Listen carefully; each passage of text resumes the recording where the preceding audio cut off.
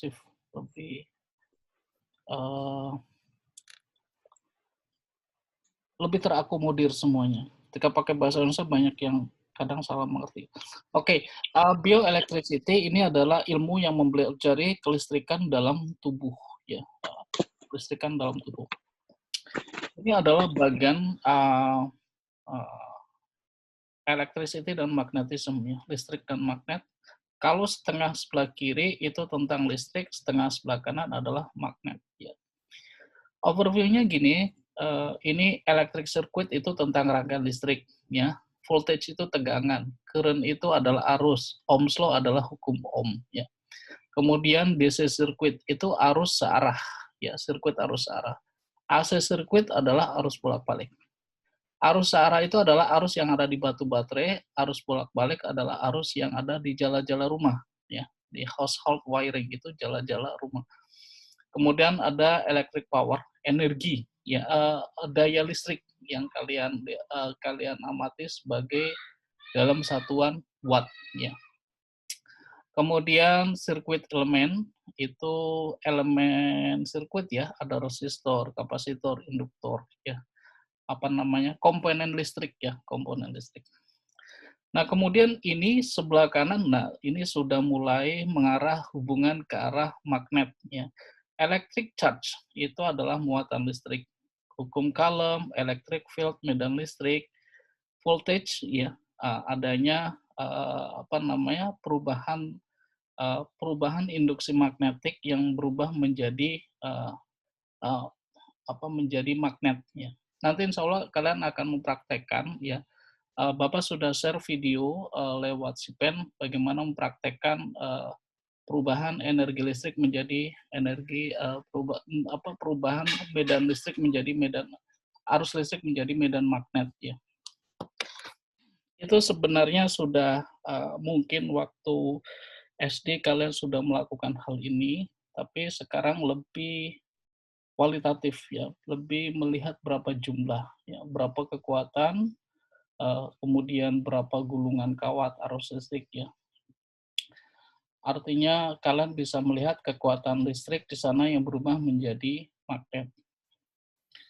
Oke, kemudian beranjak ke kanan ada magnetic field yang kita sebut sebagai medan magnet, ya. Hukum Ampere, hukum Biot-Savart, Faraday law. Ya. Kemudian sini adalah Lorentz force law, gaya Lorentz, Maxwell equation dan electromagnetic wave, ya. Gaya Lorentz itu adalah gaya yang disebabkan adanya hubungan arus listrik dengan medan magnet. Kalau kalian tahu, pasti tahu, ya, adanya kipas, adanya dinamo, adanya pompa air, AC dan sebagainya, semua yang berputar, ya, ketika disambungkan ke listrik itu sebenarnya ada peran gaya Lorentz. Kemudian Maxwell equation ini tentang electromagnetic wave, gelombang elektromagnetik, gelombang cahaya. Ini pesan ini nyampe ke kalian ini kan sebenarnya karena ada electromagnetic wave, ya. Perpaduan antara gelombang listrik dan gelombang magnet kemudian dijadikan sebagai alat transmisi data, ya, data pembicaraan Bapak seperti ini, kemudian gambar dan sebagainya, sampai ke kalian itu adanya peran electromagnetic wave, gelombang cahaya. Kemudian ada elektronik. Nah, di sini ada sedikit tentang bioelectricity. Jadi ini adalah semua teori-teorinya, kemudian kita kaitkan dengan bioelectricity, ya. Oke, kita mulai dari electric current, ya, atau arus listrik. Arus listrik itu adalah perpindahan muatan listrik, ya. Perpindahan muatan listrik dari potensial yang besar ke potensial yang lebih sedikit. Dan ini kaitannya dengan muatan elektron, ya, kaitannya dengan muatan elektron, ya. Kalau kalian ingat waktu SMP maupun SMA, elektron itu memiliki muatan sebesar minus 1,6 kali 10 pangkat min 19 kolom.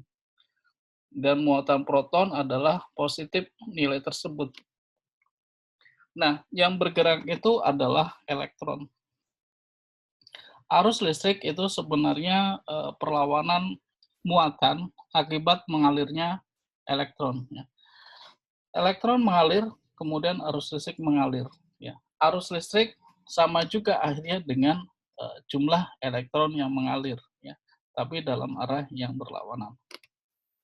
Nah, ini beberapa contoh gambar ya tentang muatan listrik. Ya. Jadi arus listrik itu adalah charge flow, ya, pass a given point an electric circuit. Uh, Charge atau muatan yang mengalir, ya, dari suatu titik di dalam sirkuit elektrik. Ya. Oke, itu tentang arus listrik. Kemudian tentang voltage. Ya. Voltage itu adalah tegangan listrik. Ya. Tegangan listrik apa namanya? Adalah potensial energi per unit charge, ya. Energi potensial per unit charge. Ini dikemukakan oleh Joule, ya, bahwa potensial adalah energi per charge. Kalau kemarin kita belajar tentang tekanan, ya, tekanan itu adalah energi per volume. Nah, seperti kayak satu pola dengan itu, ya, satu pola dengan itu. Nah, tegangan ini kemudian yang sebenarnya menimbulkan arus listrik, ya. Karena perbedaan tegangan, ya, maka terjadinya arus listrik. Kalau kita miniaturkan seperti kayak air terjun, ya, beda ketinggian maka akan terjadi arus air jatuh ke bawah, gitu. Nah, seperti itulah. Voltage yang satu di atas, voltage yang bawah, yang satunya lagi di bawah, maka ada jeda voltage, ya, ada jeda tegangan, maka timbul arus listrik. Oke, kemudian, nah, ketiganya adalah tentang resistance. Nah, Bapak ungkapkan yang pertama arus listrik, kemudian tegangan listrik. Nah, berikutnya ini adalah resistance atau hambatan listrik. Hambatan listrik itu ternyata adalah V per I, ya, menurut hukum Ohms, ya. Nah, ini the electrical resistance of circuit component or device is defined a ratio of voltage applied to the circuit, to the electric current which flow through it. Ini bahasa mudanya adalah resistance suatu alat elektronik, komponen elektronika, itu sebenarnya rasio atau perbandingan dari tegangan dengan arus listrik. Ya. Ini yang kemudian namanya hukum Ohm. Nah, ini, ya. Ini adalah hal yang sederhana dan sebenarnya pernah juga disampaikan waktu kalian SMP maupun yang mungkin dari SMA, ya, adanya hukum Ohm. Ini hukum dasar dalam kelistrikan, ya. Ada tegangan, ada arus listrik, ada hambatan. Hubungan tegangan, arus listrik dan hambatan itu dinyatakan dalam hukum Ohm. Nah, seperti itu. Oke, kemudian Bapak ke sini. Resistivity dan conductivity. Sedikit mengkerucut ke arah bahan, ya. Ini kalau mungkin berikutnya kalian akan mempelajari tentang ilmu partikel, ilmu bahan atau bagian dari tubuh itu sebenarnya seperti bahan, ya. Bukan seperti, emang material, ya. Jadi adanya kulit, adanya darah, adanya tulang, itu anggap adalah sebagai material. Ya, material itu yang sama-sama memiliki resistivitas dan konduktivitas. Ya. Resistivitas itu adalah daya hambat. Ya. Konduktivitas adalah daya penghantar. Ya. Resistivitas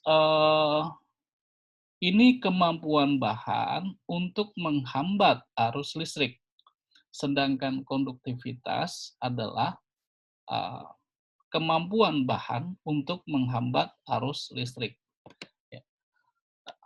Nah, resistivitas ini kemudian dinyatakan seperti ini. Ya, ini sebenarnya awalnya dari rho, ya, hambat jenis. Hambat jenis itu adalah nilai hambatan kali luas dibagi panjang. Nah, akhirnya nilai resistivitas sendiri adalah rho L per A. Ya. Nah, R adalah resistivity, L adalah length atau panjang, A adalah cross sectional area, itu luas penampang ya, luas penampang. Jadi kalau ya badan kita punya panjang L, kemudian punya luas permukaan A, ya pasti punya nilai hambatan tertentu. Andaikan badan kita adalah satu jenis material bahan yang sama. Ya. Oke, kemudian berikutnya adalah conductivity. Apa itu conductivity? Itu tadi adalah kemampuan bahan untuk menghantarkan arus listrik. Nah, antara conductivity dan resistivity ini sesuatu yang saling bertolak belakang, ya. Yang satu adalah menghambat, yang satu adalah mengalirkan. Nah, ketika dua besaran ini kita kalikan akan nilainya sama dengan satu, ya. Sesuatu yang menghambat, sesuatu yang menghantar. Kita kalikan nilainya sama dengan satu. Maka electrical conductivity atau konduktivitas bahan ini namanya atau sigma ini sama dengan 1 per rho, ya. 1 per hambat jenis. Nah, ini kalau nanti kalian belajar ilmu material bahan, ya, kalian akan apa namanya disajikan hal-hal seperti ini. Ya. Kemudian setelah ini kita ke resistor kombinasi, ya, kombinasi resistor. Resistor itu punya kombinasi dua, yaitu seri dan paralel. Ya, seri ketika dihubungkan seperti ini, ya, ini dihubungkan seri. Dan paralel adalah hubungan ini.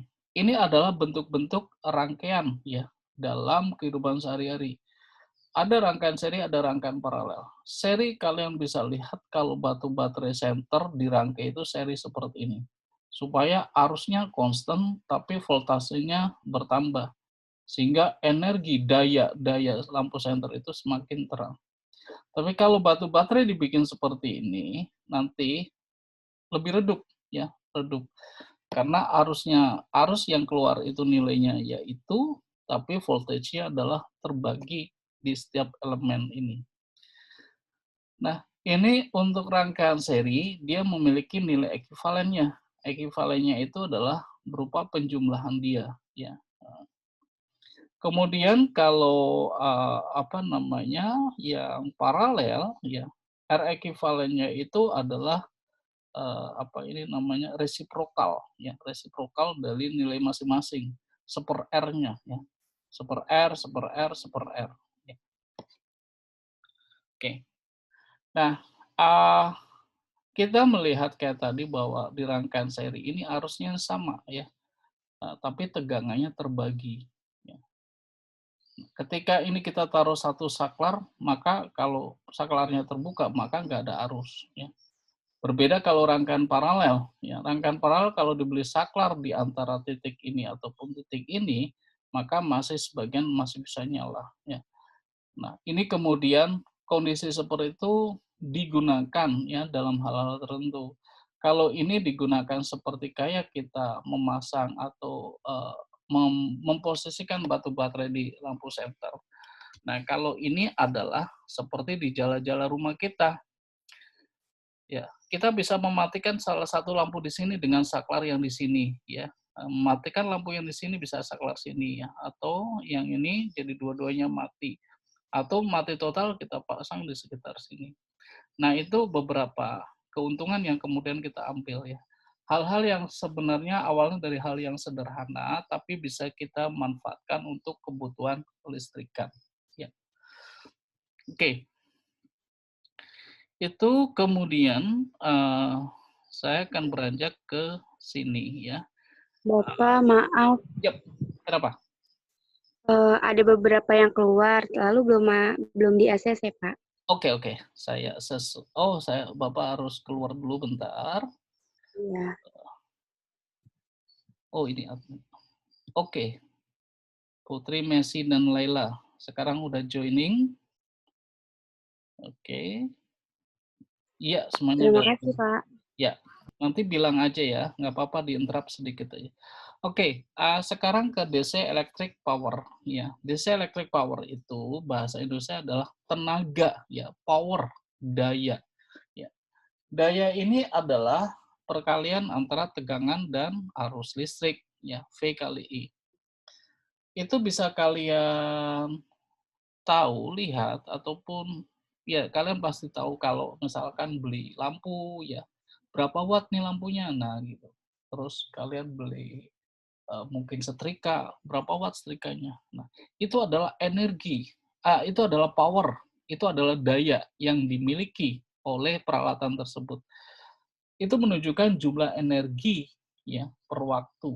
Ya. Jadi semakin besar ya energinya semakin besar juga. Ya. Kalian bisa rasakan beda ketika membeli lampu 50 watt dengan lampu 10 watt pasti lebih nerangnya lebih terang 50 watt ya karena energinya lebih besar ya dengan 50 watt tadi ya. Watt itu sebenarnya adalah joule per detik ya, energi per detik. Nah, seperti itu. Dan dia adalah berupa perkalian antara voltage dengan current, antara tegangan listrik dengan arus listrik ya, atau dalam bentuk persamaan lain seperti ini. Oke, kemudian, nah setelah itu Bapak ke sini ya, konduktor dan insulator. Konduktor dan insulator kaitannya dengan tadi resistivity dan conductivity. Ya. Kaitannya dengan bahan penghambat arus listrik atau bahan penghantar arus listrik. Ya.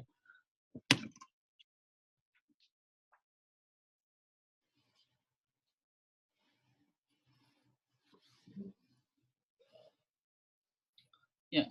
Ini konduktor itu adalah bahan yang mudah menghantarkan arus listrik. Ya. Dan isolator adalah bahan yang sukar menghantarkan arus listrik. Tapi masing-masing punya kegunaan ya, masing-masing punya kegunaan yang bagus. Konduktor seperti logam-logaman itu bisa menghantarkan listrik ya, mengantarkan listrik dari sumber tegangan listrik di suatu gardu tertentu sampai dengan rumah kalian. Insulator juga sama, isolator kalau dalam bahasa Indonesia. Kalian bisa uh, memegang kabel listrik tanpa kesetrum itu karena adanya isolator ya. Kalian bisa megang katel air panas yang kemudian ada di situ ada bahan isolator berupa plastik, karet ataupun hal yang lainnya ya, itu juga bermanfaat ya. Nah, sebenarnya secara mikroskopik ya, konduktor dan insulator ini sebenarnya apa sih? Ya, ini sebenarnya adalah jumlah mobile elektron di dalam bahan tersebut ya. Semakin banyak mobile elektron ya, elektron yang dapat bergerak bebas itu berarti semakin konduktor ya.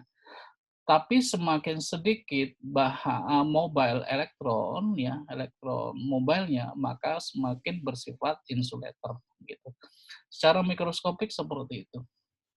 Dan itu kalian bisa mungkin korelasikan dengan kimia ya, apa namanya, daftar periodik. Mana yang memiliki elektron valensi lebih besar, maka bercenderung sebagai konduktor. Dan mana yang memiliki elektron valensi kecil berarti bertindak sebagai insulator. Ya. Nah, seperti itu. Ini hanya pada kerangka umum saja ya, karena tidak terlalu spesifik kalian belajar hal ini. Lebih ke arah apa jenisnya, bagaimana fungsinya, ya gitu. Dan secara mikroskopik bahasan kasarnya itu kenapa, nah, seperti itu. Oke, konduktor lebih ke arah logam, insulator lebih ke arah non logam, ya seperti itu. Oke, kemudian Bapak akan coba ke, nah ini contoh ya insulator atau isolator, nah, tapi dalam bahasa Inggris ya. Gelas ya kaca itu resistivity-nya adalah 10 pangkat 12. Mika ya ini 9 kali 10 pangkat 13. Quart atau fuse. Fuse itu sekring ya ini ya. Yang digunakan di sekring ya, nilainya 5 kali 10 pangkat 16. Nah, resistivity dari copper. Nah, ini 1,7 lebih rendah ya. Artinya ini copper itu logam ya. Resistivity-nya kecil banget, artinya dia konduktor ya. Kecuali conductivity-nya berarti besar banget gitu, seperti itu. Oke, kemudian sedikit lagi tentang bioelektrik ya. Ini adalah electric measurement. Nah, electric measurement itu adalah alat ukur listrik ya, alat ukur listrik berupa voltmeter, ohmmeter maupun ammeter ya. Kemudian galvanometer. Bisa kalian tebak ya dari apa kalimat depannya aja ya. Volt berarti mengukur tegangan listrik ya. Ohm berarti mengukur hambatan listrik. Dan ammeter berarti mengukur arus listrik ya. Karena volt itu satuan untuk tegangan listrik, ohm itu satuan untuk hambatan listrik, dan ammeter itu satuan untuk apa namanya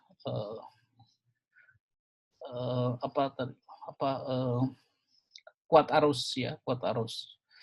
Oke, terus apa itu galvanometer? Galvanometer itu ya ini kalau kita lihat nih ya, so modern meter have solid digital readouts. The basics are more readily demonstrated with moving coil current detector called galvanometer. Ini galvanometer juga sebenarnya pengukur current ya, arus listrik ya. Nah, arus listrik tapi ini digunakan untuk arus bolak-balik ya, arus bolak-balik. Dan kemudian ini voltmeter, ohmmeter dan ammeter kemudian dalam satu paket namanya avometer. Tapi kemudian bergabung dengan galvanometer, ini kemudian namanya multimeter ya. Sekarang kalau nggak salah sudah lengkap ini ya, bukan satu-satu lagi ya. Oke. Nah, Bapak kira sepertinya bahan dasar atau teori dasar tentang kelistrikan sudah. Sekarang kita masuk tentang kemagnetan ya. Nanti insya Allah video ini akan Bapak share lagi di YouTube kalau kalian pengen melihat ulang lagi ya. Sebenarnya YouTube itu hanya buat ini kalian ya, supaya mempermudah mengakses beberapa materi kuliah yang tidak sempat terakses ya. Oke, kita lihat tentang electric field, medan listrik. Kalau kalian merasakan ya, ataupun kalian pernah melihat beberapa percobaan yang rambut tiba-tiba bisa berdiri tegak karena ada di sekitar dia sesuatu hal ya. Nah, sesuatu hal itu namanya electric field ya. Atau kalian misalkan punya televisi zaman dulu ya, yang pakai tabung. Setelah kalian matikan, kemudian kalian pegang monitornya tuh seperti ada krak-krak seperti itu. Nah, itu terjadi perlawanan ya, electric field antara badan kalian dengan TV ya. Karena sempat di TV itu ya ada apa namanya muatan yang masuk ke dalam monitor tersebut ya. Karena listrik itu sebenarnya tidak bisa dilepaskan dari magnet ya, dan magnet juga tidak bisa dilepaskan dari listrik. Electric field inilah yang kemudian menyebabkan adanya medan magnet ya. Oke, kita lihat berikutnya. Nah, ini hukum Coulombs ya. Bapak kira kalian pasti ingat ketika SMP maupun SMA ya.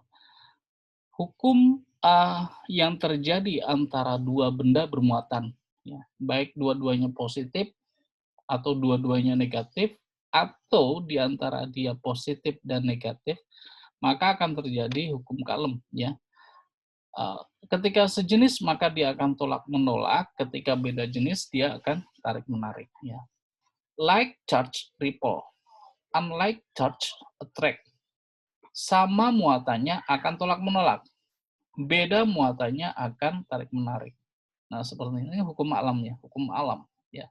Seperti kalian misalkan mahasiswa laki-laki dengan mahasiswa perempuan, pasti itu. Dan nggak mungkin laki-laki dengan laki-laki atau perempuan dengan perempuan ya. Yang terjadi adalah gaya tolak menolak seperti itu. Oke, itu hal yang kemudian Bapak ingin ungkap ya. Dan sepertinya kalian pasti sudah pernah belajar tentang hal itu. Nah, ini electric force example. Oh, electric force tadi ya. Yang ini contoh aja ketika ada muatan ini dan muatan ini, maka dia akan repel ya, tolak menolak. Oke, nanti ini kalau ini akan Bapak share lewat si pen ya, materi PPT ini bisa kalian baca. Nah, ini adalah household wiring ya, artinya wiring itu wire itu kabel ya. Household ya. House itu rumah, hold itu tahan. Jadi ini jala-jala rumah ibaratnya lah, jala-jala rumah. Nah, ini bagaimana mengatur tegangan yang ada di rumah. Ini semuanya dalam paralel ya, semuanya dalam paralel. Paralel itu seperti tadi keuntungannya. Dimatiin satu, semuanya nggak ikut mati. Ya. Beda dengan seri. Kalau seri dimatiin satu, nanti jalur yang itu jadi mati semua. Nah, seperti itu. Ya. Oke, nah ini magnetic field atau medan magnet.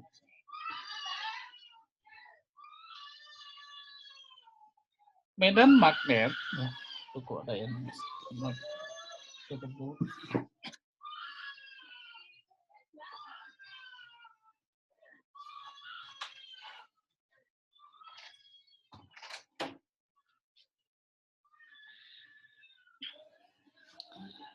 ya balik lagi. Ada anak kecil menangis agak gaduh. Oke, magnetic field itu adalah medan magnet. Medan magnet ini bisa terjadi pada magnet batang ataupun kawat yang dialiri arus listrik. Nah, insya Allah nanti kalian akan mempraktekkan medan magnet dari kawat yang dialiri arus listrik ya. Nah, kalian bisa lihat-lihat di video itu. Video ini nggak terlalu bagus-bagus amat ya. Yang penting bisa nyampe ke kalian ya, bisa nyampe informasinya ke kalian. Nah, ini pada kawat ya. Ini sebenarnya dari hukum Biot-Savart ya, atau hukum Lorentz. Nah, belum kita belum masuk ke. Nah, pokoknya ini adalah ada medan magnetik ketika pada arus kawat berarus. Ini kawat lurus. Nah, sekarang kalau kawat kita bikin melingkar, ya, maka medannya seperti ini, lingkarannya seperti ini, ya. Nah, bagaimana kemudian kalau lingkarannya jadi banyak? Kalau lingkaran banyak, berarti semakin banyak juga medan magnetnya, karena seolah dikali dengan jumlah gulungan dia. Ya. Nah, bagian kiri, tiga kiri ini adalah pada medan magnet di sekitar kawat berarus. Ya. Kalau dua kanan ini adalah pada magnet batang. Nah, ini magnet batang secara umum ya, ketika dia ini kutub utara north dan ini kutub selatan south ya. Nah, ini yang ini adalah medan magnet di bumi ya. Jadi kita harus bersyukur bahwa di dalam bumi ini terdapat bentangan magnet dari kutub utara sampai ke kutub selatan ya melalui poros bumi ya. Kalian bisa rasakan atau kalian bisa rasakan ketika kalian menggunakan kompas ya. Mungkin kalian punya kompas atau waktu SMA, SMP kalian pernah melakukan hal ini. Nah, itu akibat medan magnet dari batang magnet yang ada membentang dari kutub utara sampai dengan kutub selatan. Tapi sedikit membengkok ya, membengkok terhadap kutub utara dan selatan itu. Nah, seperti itu. Itu adalah medan magnet. Nah, sekarang magnetic force. Ya, ini emang ada rumus agak ini, tapi ini hanya memandu Bapak aja menyampaikan materi-materi ini ya. Artian hanya garis besar umum pengertiannya aja dan kegunaannya apa. Magnetic force itu adalah gaya magnetik. Gaya magnetik itu ada dua ya, gaya yang berasal dari muatan bergerak ataupun gaya yang berasal dari kombinasi arus listrik dengan medan magnet. Ya. Nah, kaitannya hal ini adalah yang berkaitan dengan arus listrik dan medan magnet. Ini banyak digunakan dan kemudian digunakan yaitu pada dinamo, ya, pada dinamo atau semua yang berputar, ya, semua yang berputar ketika disambungkan ke listrik itu adalah prinsip kerja gaya Lorentz, ya. Jadi andai kata nggak ada Lorentz ini, kalian nggak akan bisa merasakan kipas angin, nggak bisa merasakan hair dryer, nggak bisa ada pompa air dan sebagainya. Itu penemuan Lorentz, ya. Jadi membikin sesuatu yang berputar dari hubungan antara listrik dengan magnet, ya, gitu. Nah, tadi Bapak bilang bahwa antara listrik dan magnet itu bagai setangkup, ya. Listrik bisa jadi magnet, magnet bisa jadi listrik.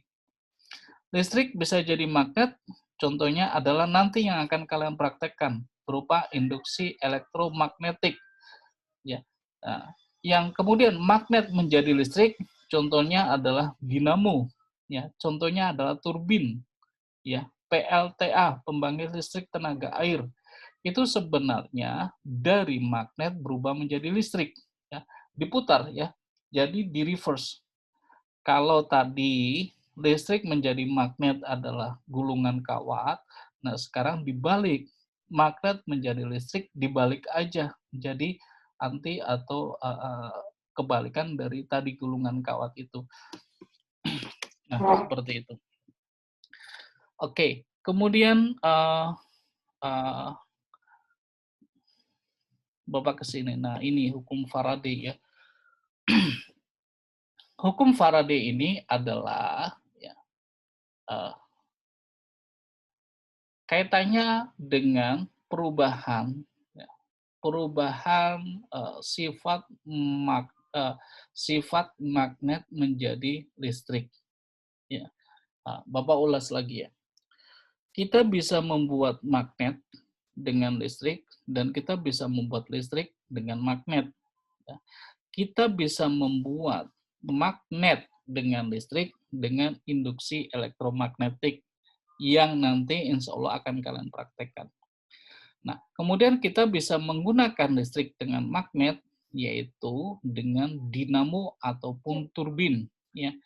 Kalau kalian masih ingat, ataupun kalau kalian pernah lihat sepeda ontel, yang lampunya pakai dinamo, lampu yang berada di depan, yang mungkin di antara kalian ada yang tahu, lampu itu bisa nyala kalau sepeda roda depan itu berputar. Ya. Nah, ini adalah konsep ketika mengubah magnet menjadi listrik, ya, dari energi kinetik, dari putaran rotasi di dinamo kemudian diubah menjadi induksi magnetik. Nah, induksi magnetik ini katanya hukum dengan hukum Faraday, ya, bahwa hukum Faraday nih namanya IMF, ya. IMF itu tegangan.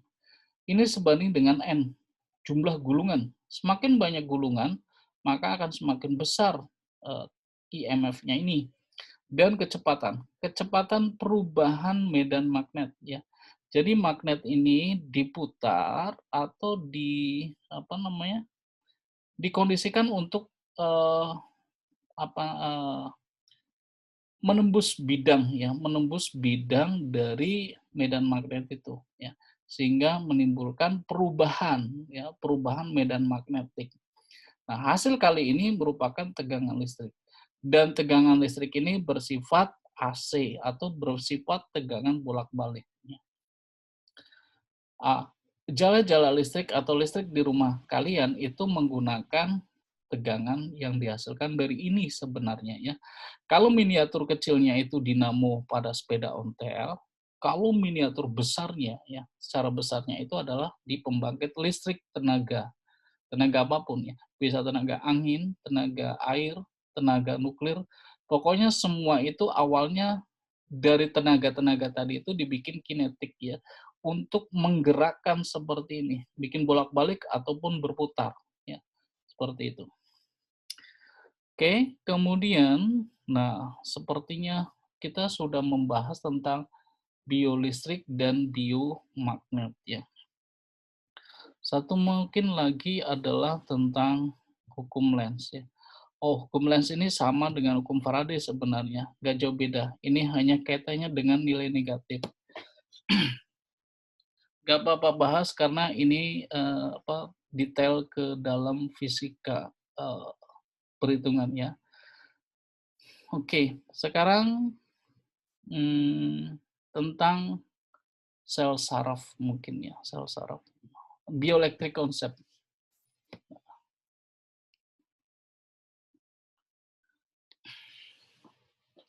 Nah, setelah kita paham tentang listrik dan magnet ya, ini hanya mungkin pembuka saja, ya artinya kalian bisa mengeksplor lebih jauh, lebih dalam lagi tentang hal itu. Ya.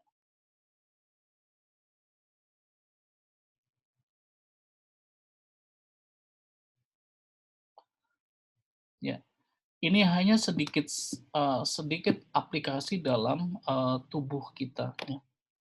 Bioelektrik fenomena, ya ada sel membran potensial, ada nerve cell, ada action potensial. Ada sel membran itu membran sel ya, potensial itu potensial apa tegangan ya, potensial listrik atau elektrik potensial.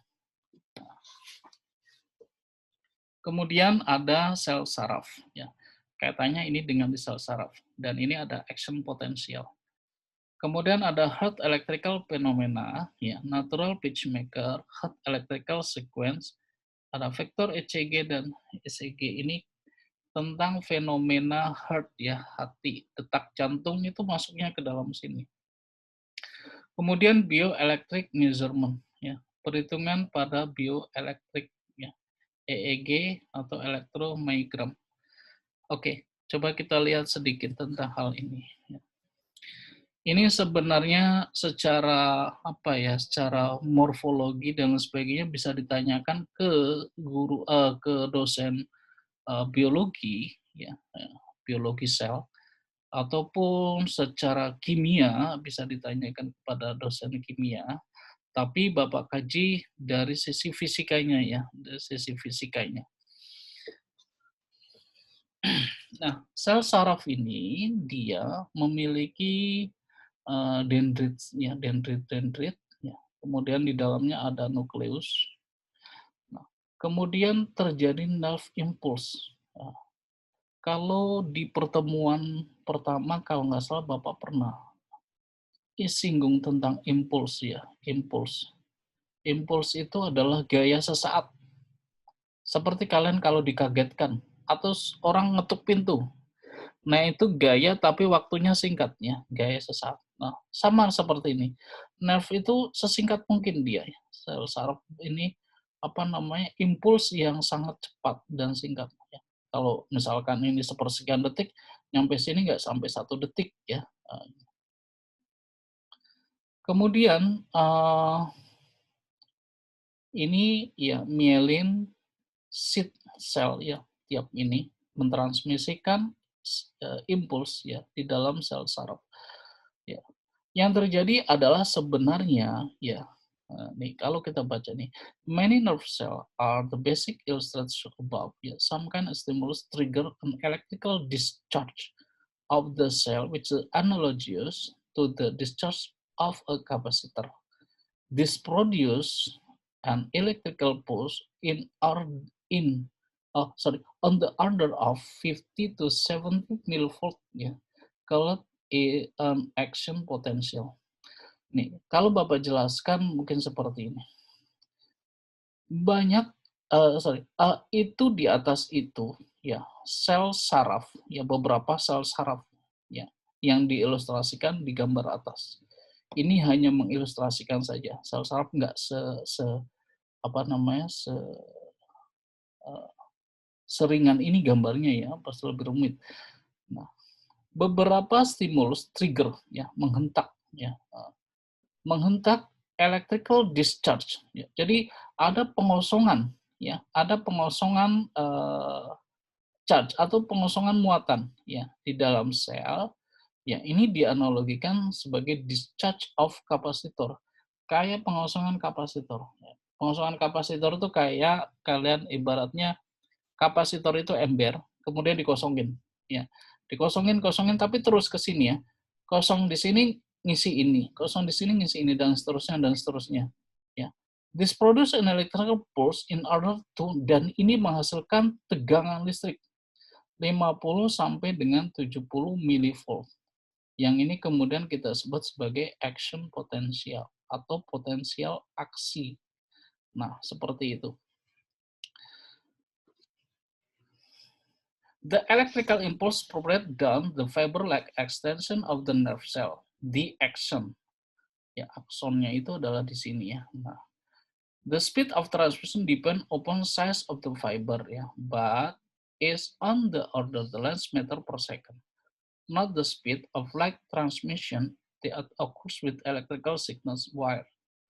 Once the signal reaches the axon terminal bundle, it might transmit a neighboring nerve cell with the action of the chemical neurotransmitter. Nah, ini terhadap tetangganya ya, sel saraf tetangganya ya. Ini kemudian tertransmisikan yang ini, nah, kita sebut saja sebagai chemical neurotransmitter ya. Entah apa yang terjadi di dalam ini sehingga disebut aja ini adalah suatu neurotransmitter secara kimia seperti itu. Oke, ini hanya bagian kecil ataupun ide-ide penjelasan yang kemudian masih general ya, dan bisa jadi ini juga masih perlu dikembangkan lagi ya. Artinya secara umum itu terjadi perubahan ya, discharge elektrik atau pengosongan elektrik kayak semacam ini. Kalian punya power bank kemudian disambungkan ke suatu device, maka device itu akan terisi. Kemudian disambung lagi, terjadi electric discharge atau pengosongan kapasitor. Ya.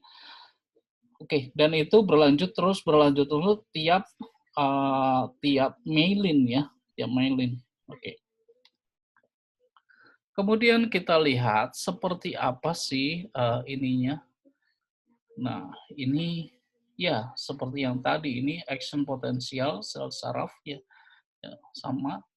Ini ternyata dia ada kaitannya dengan K+ dan Na+ ya, kalium dan natrium ya. Yang kemudian tadi kita bilang sebagai chemical neurotransmitter. Itu kerja secara kimia ya. Ternyata ada kaitannya dengan dua unsur ini, K+ dan Na+ ya. Di dalam action melalui myelin cell ya, ini dinyatakan sebagai nodes of Reinforth ya. Seperti kayak simpul ya, ini simpul dari Reinforth ya, nodes of Reinforth. Oke.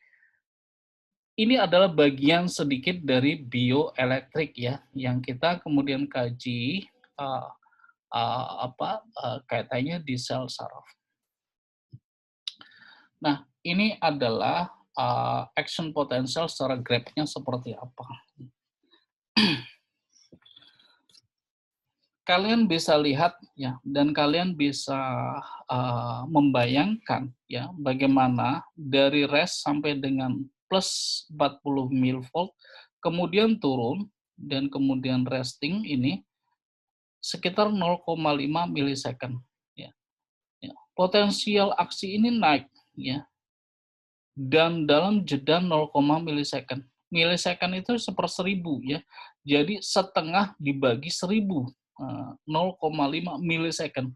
Setengah dibagi 1000 detik ya. Dia berubah dari ya mungkin ini min taruhlah berapa ya, 70, berarti mungkin -50 sampai +40.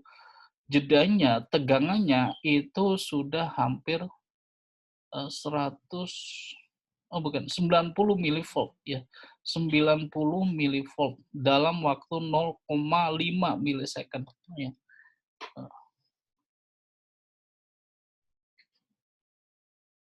Ya. Ya, artinya ini secara grafik, kalau tadi adalah secara fisik ya, secara tampilannya adalah seperti ini, dan ini grafik potensialnya seperti itu.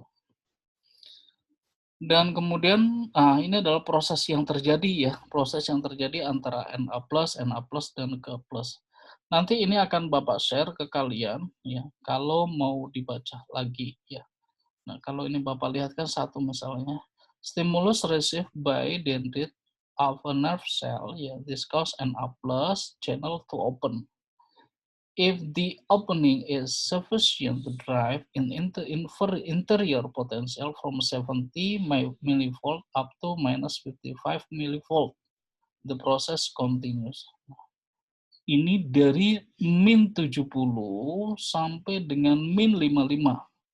Dan kemudian proses berlanjut ya sampai dengan poin 3 ini.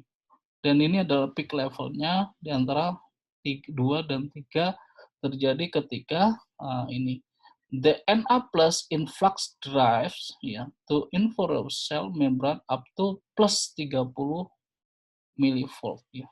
Nah, seperti artinya kalau secara gambaran umum bahwa terjadi kelistrikan juga di dalam sel saraf kita ya. Jadi kita belajar listrik bukan sesuatu hal yang kemudian di luar tubuh kita ya. Di dalam tubuh kita juga ada kelistrikan. Ya. Even termasuk minimal kalian minum Pocari Sweat ataupun minuman berenergi ya. Itu sebenarnya memasukkan charge ke dalam tubuh kita. Memasukkan beberapa ion yang dia memiliki muatan. Oke, dan terakhir adalah tentang ini ya, heart electrical phenomena ya. Fenomena yang ada di hati ya, heart ya. Heart jatuh. Pokoknya kita lihat ini ya, bahwa ada sirkulasi ya, pumping function ya, pemompaan ya di dalam hati ya.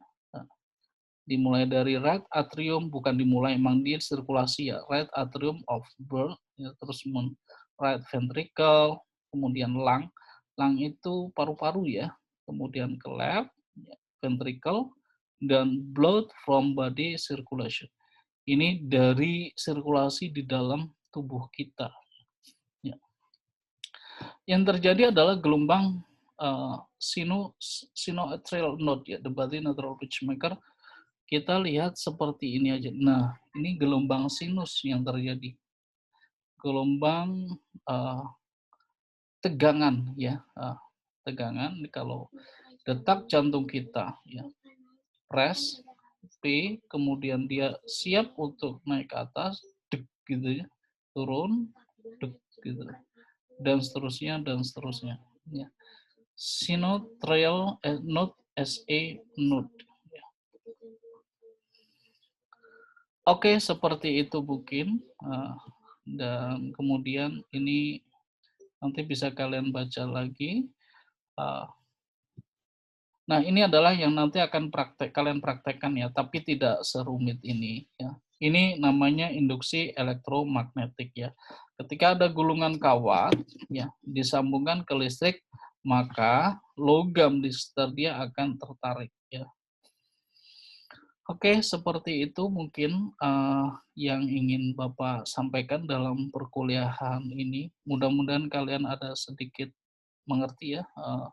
Anggap seperti ini adalah seperti gerbang saja, mengantarkan gerbang ke biolistriknya. Bahwa listrik itu tidak hanya di luar tubuh kita ya. Termasuk di dalam tubuh kita juga termasuk ada kelistrikan ya, kelistrikan dalam tubuh. Sehingga judulnya sebenarnya bukan bioelektrik ya, ada yang menyebutkan sebagai kelistrikan dalam tubuh ya, kelistrikan dalam tubuh.